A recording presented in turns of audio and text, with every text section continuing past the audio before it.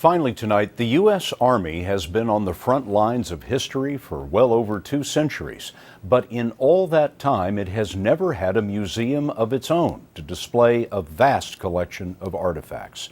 Now, there's a plan to change that, and Chip Reid got a sneak peek. So what is this room we're walking into? We have over 150,000 artifacts of various sizes and types. Magic. Indeed.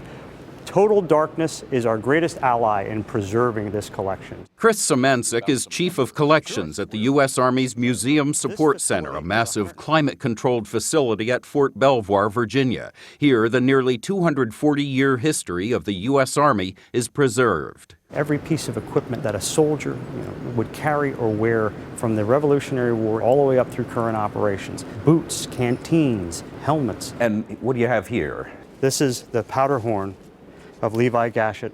He was a Minuteman and answered the call on April 19th, 1775 to respond to the crisis at Lexington and Concord. So this really symbolizes the beginning of the U.S. Army. Without a doubt. It's quintessential Americana. Looks like we're going from the Revolutionary War to the Civil War. This is Ulysses S. Grant's kepi. Kepi. Kepi. So General Ulysses S. Grant actually wore this hat. Yes, he did. The collection is growing by the day and is now so large it includes 16,000 works of art. We have 3 original Norman Rockwell oil paintings that he produced for the Army.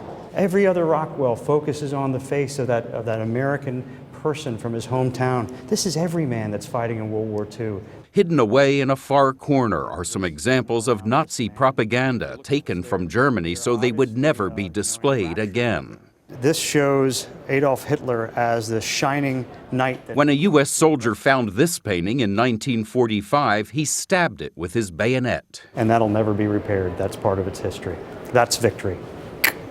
The collection includes light-hearted moments like this painting of Bob Hope entertaining the troops, but there are also reminders of the horrors of war. It's a national treasure, and if we do not preserve this, the story of the sacrifice of what built this country would be lost, it would be marred, and skewed. If private fundraising succeeds, the Army hopes to open its new museum just outside Fort Belvoir in 2018. Until then, this collection will spend at least another 4 years in the dark.